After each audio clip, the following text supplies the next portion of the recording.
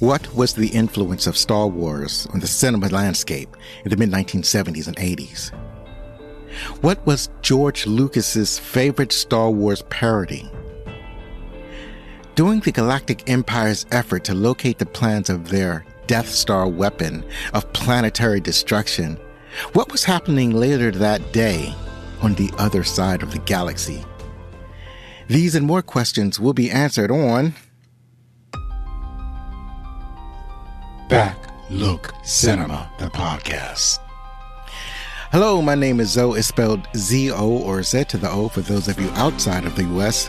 Welcome back, friends. This is the 201st episode of Back Look Cinema, the podcast, where we take a look back at the movies of yesteryear, especially the movies of the latter half of the last millennium.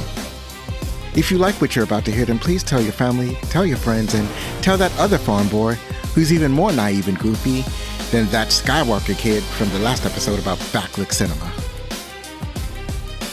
Now, this episode is going to be a very different episode. I'm going to talk about a different type of film, and I'm going to have a slightly different format. And one of the things I wanted to talk about was some of the influence that Star Wars had on the cinema landscape. And then I want to talk about the very first Star Wars parody, Hardware Wars. At the end of the James Bond film, The Spy Who Loved Me, we talked about that on episode 64. There was a message at the end credits that said that the next movie in the franchise would be For Your Eyes Only. The Spy Who Loved Me was released in 1977, the same year as Star Wars. And when producers saw the monumental success of that space fantasy, they completely changed their plans and started production on Moonraker instead. The impact of Star Wars cannot be overstated. Besides changing the release dates of the movies and the very successful 007 film franchise, Star Wars also influenced the production and release of several movies in the late 70s and the early 80s. And it also inspired filmmakers in a way they implemented their special effects. Some of the movies that were produced because of Star Wars, along with Moonraker, were Alien from 1979. This movie was envisioned as truckers in space. Battlestar Galactica from 1978 was released theatrically in Canada and Japan and Western Europe and was similar enough to Star Wars that 20th Century Fox sued Universal Studios for, among other things, plagiarism and copyright infringement. The suit was initially thrown out and the two studios eventually settled privately. Buck Rogers from 1979. It was released theatrically and grossed over $21 million with a $3.5 million budget. And it eventually became a television series whose second season was hijacked by a misogynist and caused the series to be canceled. The Black Hole from 1979 was in and out of development for years, and then it was put back in development by Disney after the Star Wars success. Originally imagined as a disaster movie in space, like the Poseidon Adventure or the Towering Inferno, and it kind of morphed into a different type of film entirely. Not the most successful movie, but it was, it did have some interesting, some interesting points of view or interesting storytelling decisions. I think it was the film that influenced the Event Horizon, or what's it called? I think it's called Event Horizon. We also covered that movie in a previous episode. Star Trek Phase 2 was a sequel series that was being developed for years when producers shifted their plans after the success of Star Wars to rework it into Star Trek, the motion picture from 1979 instead. Another important influence that came out when Star Wars was still in theaters was the first Star Wars parody short film. It was 1978's Hardware Wars. I remember hearing about Hardware Wars. It was almost like a rumor or an urban legend. I finally got to see it somehow, probably on VHS at somebody else's house. At the time, it was the funniest thing I had ever seen. Hardware Wars was the brainchild of and written and directed by Ernie Fosselius and produced by Michael Weiss. It's funny because it's deliberately cheesy, with its cheesy special effects and the use of household items as sci-fi objects. When you see that they've used an iron as a spaceship for the first time, it's hilarious. It became incredibly popular due to powerful word-of-mouth marketing. It won over 15 first-place film festival awards, according to Wikipedia. Most popular short film at the Chicago Film Festival, at the 2003 official Star Wars Fan Film Awards. Lucasfilm honored it with the Pioneer Award. Time magazine listed it as one of the top 10 Star Wars film in August 2010. And I think that a lot of people who are listening right now either have forgotten about or have never heard of Hardware Wars. And if you have not seen it, I urge you to go check it out. It's a short film. It's only 15 minutes. It's set up like a film trailer. And here's the thing. How I felt about the film. Like I said, when I first saw it, everything I saw was hilarious. It was an incredible parody of Star Wars. It was, you could tell that the people who made it truly loved Star Wars and wanted to somehow pay homage to it. So for anybody who ever loved any Star Wars film, I think that it would be a great watch. And also, I haven't heard anybody talk about it on a podcast before. So this is probably probably your first time hearing about it. But I've always thought about this film. It's like one of the things that had impacted me when around the time when Star Wars had first release or during one of its re-releases. I had heard about, like I said, Star Wars, and Hardware Wars. It took me a long time to actually see it. So let's talk about this movie in the opening credits. In one part of the galaxy, an empire is chasing down a rebellion. In another part of the same galaxy, later that same day, another empire is similarly chasing down a different group of rebels.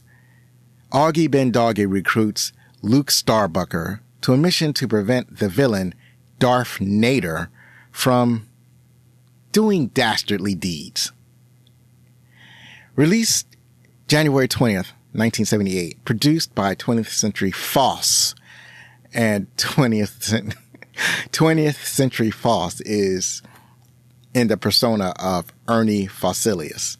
It grossed over $1 million in the US and Canada on a reported budget of $8,000, giving it a greater profit ratio than the movie that it was spoofing.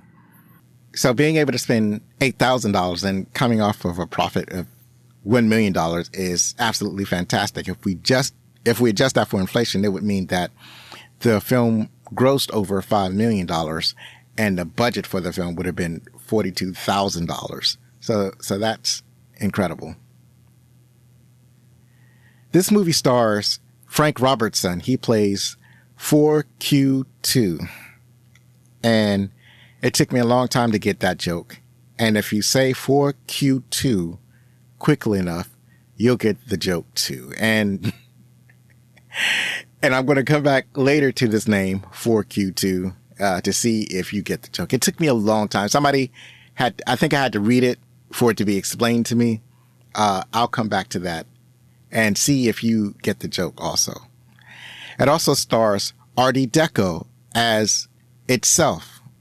It's kind of a play on the words of Art Deco. Scott Mathews plays Fluke Starbucker, and obviously he is a play on Luke Skywalker. Jeff Hale is Augie Ben Doggie. This is one of the more interesting names. Augie Ben Doggie is a member of the Red Eye Knights, And Augie Ben Doggie comes from the name of a cartoon character named Augie Doggie from Hanna-Barbera. And the cartoon was Augie Doggie and Doggy Daddy. And he's a spoof of Obi-Wan Kenobi. But here's the thing. Augie Doggie is, like, nobody would know that nowadays. At least I can't imagine a lot of people knowing the Augie Doggie cartoon character. It's definitely a character that I loved when I was growing up. And I love those Hanna-Barbera cartoons. And I guess it's not really a mainstream character. It's not something that, it's not like, has not stood the test of time like Scooby-Doo or, I don't know, some other He-Man or the Thundercats or something like that. But it's definitely, or Space Ghost, but it's one of those cartoons that I really loved. And so when you see Augie Ben Doggie in Hardware Wars, that makes it extremely funny. Cinthia Freeling is Princess Ann-Droid, and that's a spoof of Princess Leia. Bob Knickerbocker, he plays Ham Salad, obviously a spoof of Han Solo. Ernie Fosselius plays a bunch of different characters. He is credited as Miscellaneous. And finally, Paul Frees is the narrator. And as this is set up as a movie trailer, they got a voice to narrate the trailer. And what's so cool about this is that Paul Frees was the original narrator for the Star Wars teaser trailer. The very first trailer that was released for Star Wars, it's Paul Frees narrating the trailer, telling you what a great adventure that you will go on if you just go see this space film. This movie was written and directed by Ernie Fosselius. He was able to use his success in Hardware Wars to work on various film projects. And producers on producing the making of film and television by Irv Broughton, the producer Michael Wise said that he and Fosselius made Hardware Wars and didn't know what to do with it. At the time, they just wanted to meet George Lucas. They got their wish, and Fosselius was brought on to Return of the Jedi to do the voice of the inconsolable Rancor Keeper who cried about his pet monster that was just killed by Luke Skywalker. Other films that Fosselius worked on was Plan 9 from Outer... Oh, I'm sorry, I read that wrong. His film is Plan 9.1 from Outer Space, Pork Lips Now, and Cinema Insomnia with Mr. Lobo is a TV series that he had. That was a TV show that he had done, and it was only 5 episodes. And obviously, this film is based on Star Wars by George Lucas. For the soundtrack, they had Ride of the Valkyries from Die Valku by Richard Wagner. I'm not sure if I said any of those German words correctly, but I tried my best. Ride of the Valkyries is a very recognizable piece of music, and they used that for most of the trailer. There is a part of the trailer where they had this bar music, and that was one of the jokes that they had used. But for most of the trailer, it was Ride of the Valkyries. Obviously, being a low budget film, the best they could do for music was something that was public domain. So that's it for the opening credits. Please check out backclickcinema.com/shop and see what goodies that you can find over there. Also check out Bazaar de Alonso. That is the eBay shop that's finally up. Not much there yet, but I finally got it opened up. And now let's go to our favorite parts. As far as themes are concerned, it's kind of hard to say. I think it's more of the theme of the love and appreciation for Star Wars. I think that is the theme of this movie. Or you might say the theme is, may the farce be with you. It's this movie, when I rewatched this movie, it kind of reminded me of the other great Star Wars parodies that are out there. One of the first ones that I saw after I seen Hardware Wars was Troops, which is a combination of Star Wars and, well, Cops was really one of the first reality TV shows, showing police on duty, arresting people, racially profiling people, et cetera, et cetera. So Troops was a parody of both Cops and Star Wars, with stormtroopers being filmed as if they were cops on the beat. And it is still hilarious. I will say it's way more hilarious than Hardware Wars. Spaceballs, I would say, is the king of all Star Wars parodies. It's my favorite Star Wars parodies. I'm not exactly sure that anybody's going to knock Spaceballs off their pedestal. And they're actually going to be producing Spaceballs 2. I've seen some set photos, so it looks like the film is in production, and it looks, well, I don't know what it looks like. I'm just glad that they're getting some of the actors back together to do this film. It's going to be interesting to see how that comes out. Another great parody is Family Guy Blue Harvest and its sequels. Those are incredibly funny. And then one parody that I'm kind of looking at now is a YouTube channel called Artfully Cheese, and they're doing Stormtrooper Vlog. And those are actually funny. It looks a lot like Troops. But this is more, where Troops was more about doing a parody of police officers or cops in the city. The Stormtrooper Vlog is more of a parody of soldiers or Marines on patrol.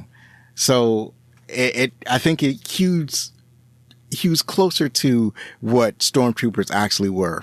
But those are really funny. Go check that out. I'll leave a link in the description for Artfully Cheese, that YouTube channel, and you can check out the Stormtrooper Vlogs. Those are great. If you love Star Wars, you'll love those logs. So as I said, Hardware Wars is set up as a trailer, and that was cleverly done. It sets up as a trailer, and then it kind of flashes through. It does a parody of all of the most memorable scenes in Star Wars, and it does a parody of those scenes. So that, I thought that was like one of my favorite things about this short film was the way they had set it up. It's like, we know that it's short, and we want to hit the things that people remember about Star Wars, and we want to make fun of those particular scenes and those characters. I was delighted with the household objects as spaceships and droids. Those were, that was a great choice that they did. That was, cause like when you see current parodies, that's not something that they do. What they do now is that they hew closer to what Star Wars looked like. And then they just, it's like you're watching Star Wars, but they're making jokes.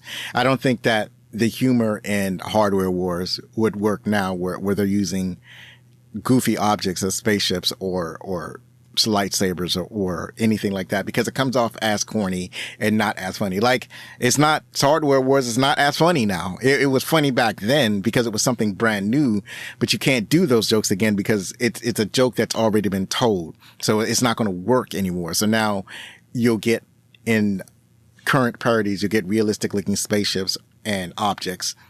But back in the day, something like that was funny. So like, it's funny when you see an iron, and the iron is like the Millennium Falcon, or you'll see egg beaters and toast beaters you'll see toasters and egg beaters as other spaceships. There's a scene where you have a toaster and it ejects toast, and I think the toast represents missiles or spaceships, and then it's shot down by an iron firing a lightning laser or something like that. So it's funny when the joke, when you see that joke for the first time, but I'm not sure, even if we watch it now, that it'll be funny. I mentioned that there's a character called Artie Deco, and stars as itself. Artie Deco is actually like an old fashioned vacuum cleaner, and it is a parody of R2-D2, and it's funny because It's a vacuum cleaner, and it's clearly a vacuum cleaner. Like they made no attempt to make it look anything other than a vacuum cleaner. It's a vacuum cleaner with a light that's coming out of it. So that's what makes it funny. He acts and kind of rolls around like R2-D2. The top head like rolls around like R2's head kind of rolled around in Star Wars, and it's doing all the things that R2-D2 would do, except it's a vacuum cleaner. And clearly a vacuum cleaner. So that's funny. There's a lightsaber scene. The lightsaber is just a flashlight. Like, they parodied the scene where Luke and Ben Kenobi are in Ben Kenobi's cave. Ben presents Luke Skywalker with a lightsaber. And it's very impressive. When you see the lightsaber for the first time, it's like the most amazing thing that you can see. But in the parody, Augie Ben Doggie gives Luke a regular flashlight. And what's neat about the film is that they do fill the room with steam or smoke so that when Luke turns on the lightsaber, it kind of looks like, well, his flashlight, he turns on his flashlight, it kind of looks like it could be a lightsaber. Like it's a really neat effect. It's not a sophisticated effect. Anybody could do this in their home where they could fill their house with steam or smoke and then they turn on a flashlight and it kind of looks like it could be a lightsaber. And I think what's kind of funny is that after he gives Luke the lightsaber and Luke is like, gosh, golly gee willikers. Like he says that throughout the film. He's saying this when he receives the lightsaber. And then he starts to play with this flashlight. And then while Luke is playing with the flashlight, Ben kind of looks at the camera and kind of grins because it seems like Ben Kenobi or Augie Ben Doggie knows that it's just a flashlight. It seems like he's in on it, that he's in on the joke. So that's still one of the, even after all of these years, that's still kind of one of the funniest parts of the film. You also have the Imperial Stormtroopers, and they're called Steam Troopers because it's not people in armor. They're old steam machines, some kind of steam press or steam cleaners. It's like I didn't recognize the devices. I didn't even realize when I did this rewatch that they're supposed to be stormtroopers. But there's a scene when Han and Luke are trying to rescue Princess Leia, and they're fighting this like a bunch of steam cleaners, and it's more stupid than it is funny. And the other thing I like about this parody are the parody names that they use. These names probably aren't that funny now because, as I mentioned with Augie Ben Doggie, they're referencing things from the 1970s that are not in the zeitgeist now. So parody names like Darth Nader. It's a play on a popular political figure named Ralph Nader. Everybody knew about Ralph Nader.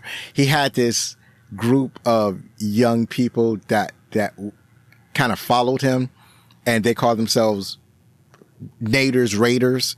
If he came into prominence today, he would have a podcast. He's that dude. He was the Joe Rogan of his time, and he actually ran for president, and people got mad because they thought that he split the Democratic vote and cost the election, and he probably did. The thing about Darth Nader is that he's wearing a black suit, mostly. He's got a black cape, and he's wearing a black welder's helmet. And the joke about that is that when he's trying to talk to people, nobody can understand him through the welder's helmet. He also has a calculator pad on his chest that's supposed to look like Darth Vader's control buttons. It's really funny. Just the design of that character is funny. He's not even really tall. He's like a short dude with a welder's helmet on, and he's making these sounds like that's what he sounds like when he talks. And everybody's saying, "I don't understand you. I can't understand you. What are you saying?" And that's pretty funny. There's a point where he threatens Princess Ann-Droid, and Ann-Droid has 2 giant bread rolls strapped to her head. Those obviously an homage to Princess Leia's hairstyle. And when he's threatening her, he's making these noises, and she's going, "I can't understand you." And then finally he he's at a monitor. He points to a basketball on a monitor, and she says, like, no, basketball is peaceful. You can't destroy it. And obviously they destroy a basketball. And that's funny, using a basketball as a planet. At some point after Fluke, Han, and Ann-Droid escape, you have Chewchilla, the Wookiee monster. And Chewchilla tries to eat the bread rolls that are strapped to the princess's head. And that's kind of funny. And Chewchilla is obviously a play on Chewbacca. And what's funny about this character is that it's just the Cookie Monster that's dyed brown. It's a brown Cookie Monster. He acts like the Cookie Monster. It's just the Cookie Monster that's dyed brown. And he has the name Chewchilla, the Wookiee monster, which sounds like Cookie Monster. That's great. It's still funny now because people still know who the Cookie Monster is. Another neat thing that happens is that after the planet basketball is destroyed, Augie Ben Doggie acts like he's in pain. And this is like a key element in the film Star Wars where Ben Kenobi, he feels a disturbance in the Force, and you know, he looks like he's in pain. In the parody, Fluke goes over to Ben and says, are you okay? Did you feel a great disturbance in the Force where a million voices cried out in terror and suddenly silenced? And Augie Ben Doggie says, no, it's just a headache. So that's pretty funny. He just kind of blows it off.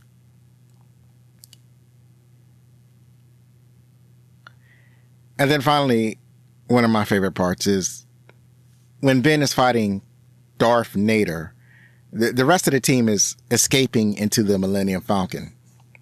And they're trying to escape, and they're calling Ben over. They're like, Ben, come on, come on, we're trying to escape. And Ben is fighting Darth Nader with the lightsaber. Now, what's interesting about the lightsaber, it's two things. The one is that they attached like reflective metal onto their flashlights. So it looks like they're actually fighting with swords.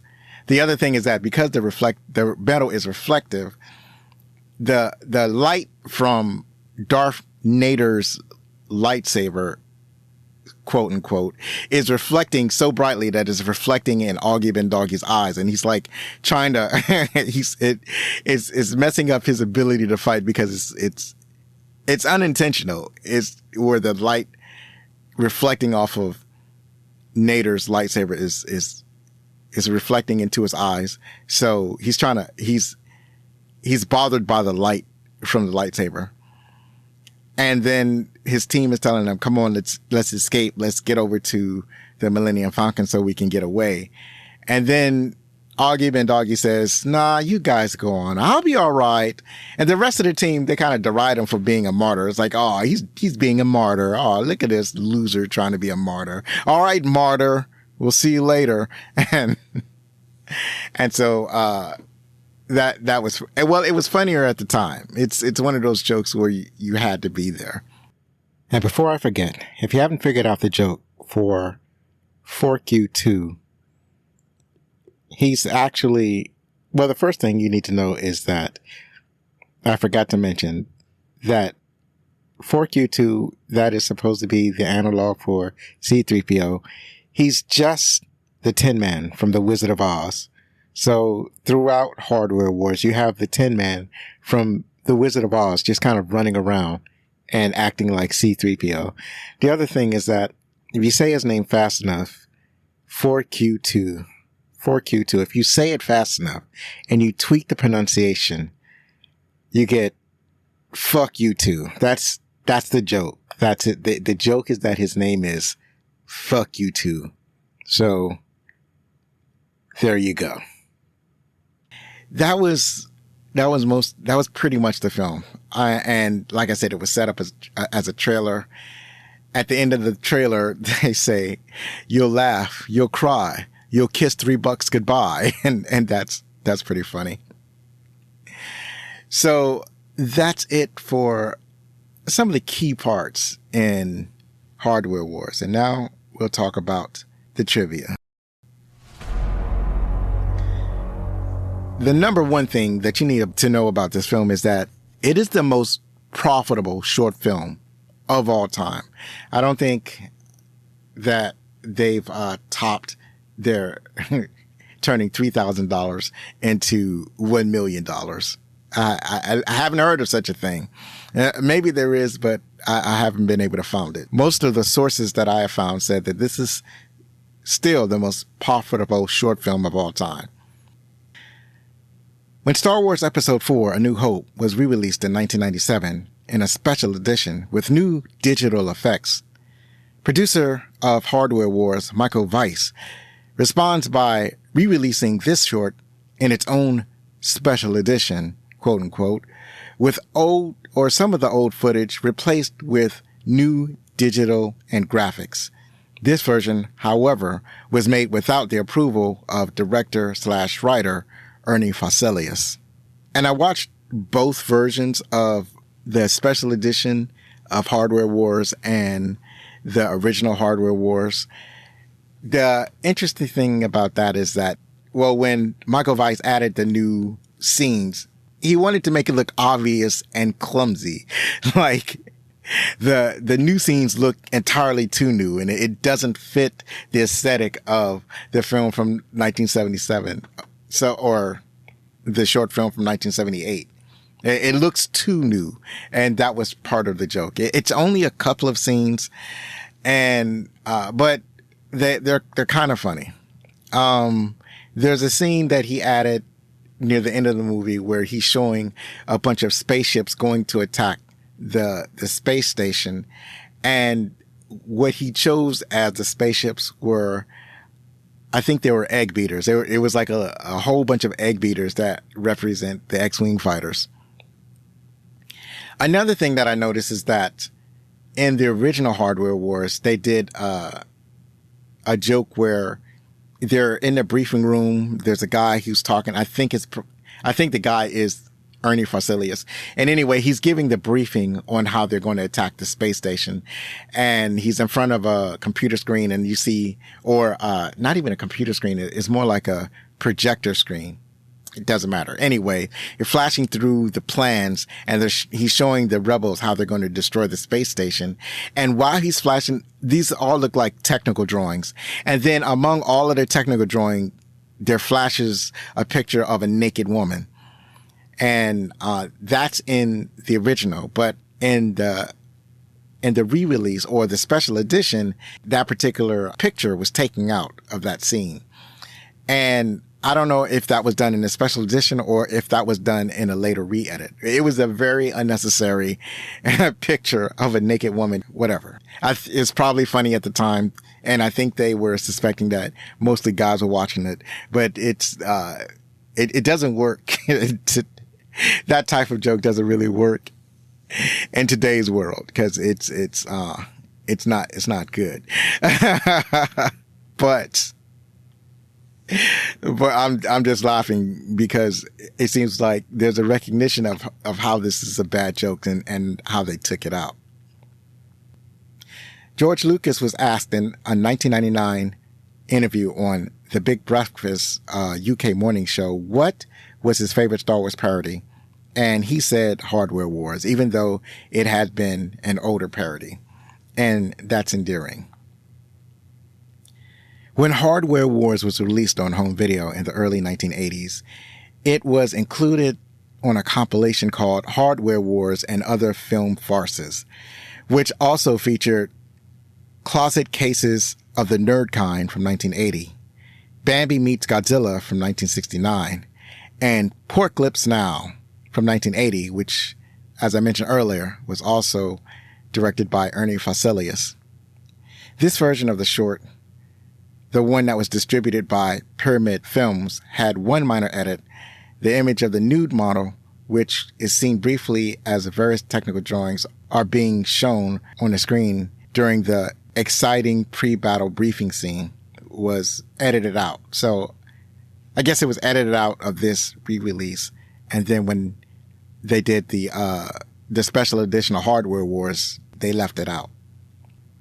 The $3 that you'll kiss goodbye, presumably the ticket price, comes out as $19.13 in 2024.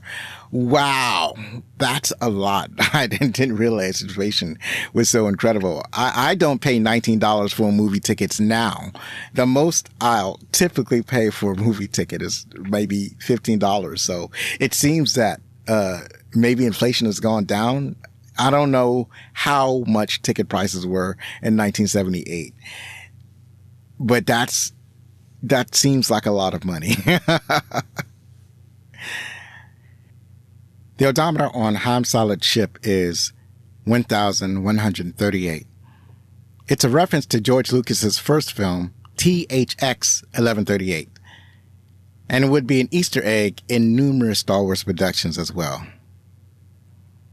When Ham Salad says, "Excuse me," it's presumably a reference to Steve Martin's line in which he says that phrase on his album, "Let's Get Small." The phrase becomes a catchphrase for the rest of the 1970s and into the 1980s.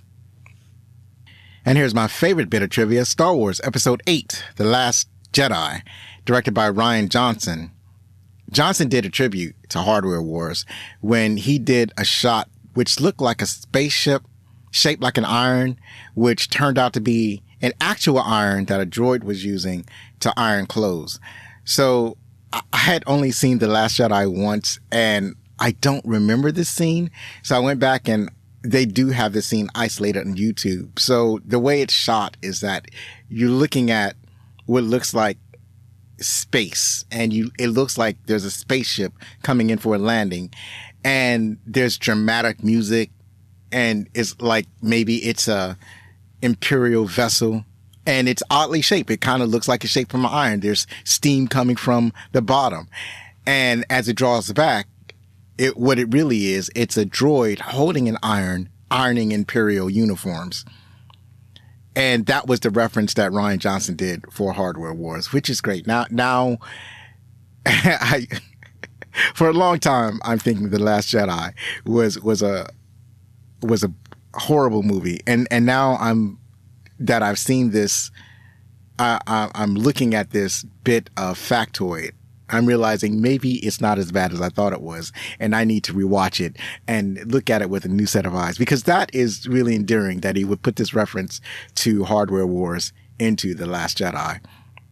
And maybe I saw it and I recognized it when I first saw the film, but I don't remember seeing that. You would think that would leave an impression on me, but for some reason it didn't.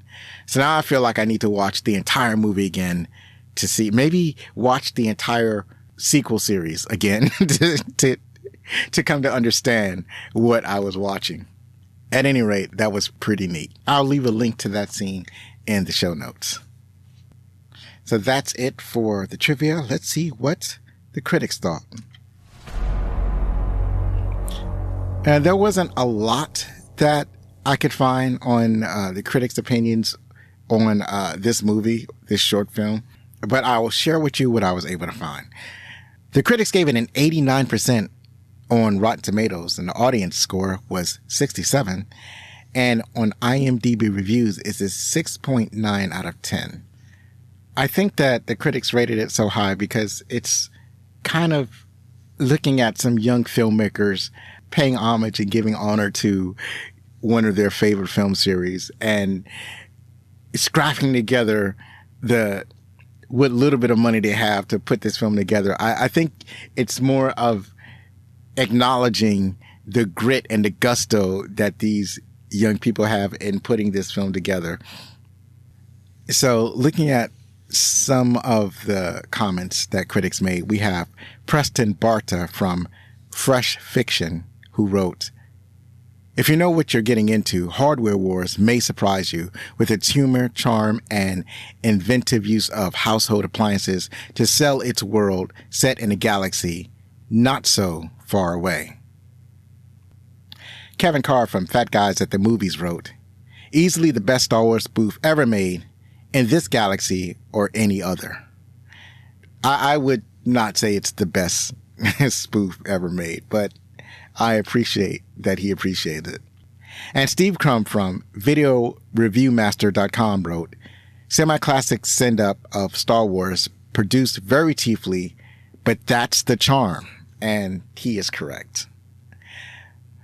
Finally, Hardware Wars is, as of this recording, available on YouTube. I'll leave a link in the description. Please join me next time, and I will continue this Star Wars theme with Episode 5, The Empire Strikes Back, with Jen from My Streaming Bubble. You can follow us on Blue Sky, Threads, TikTok, Instagram, and sometimes Twitter. Please contact us with any questions, comments, or suggestions at fanmail@backlookcinema.com. Please rate and review on your favorite podcast app. And if you're listening on YouTube, please like or subscribe or leave a comment below.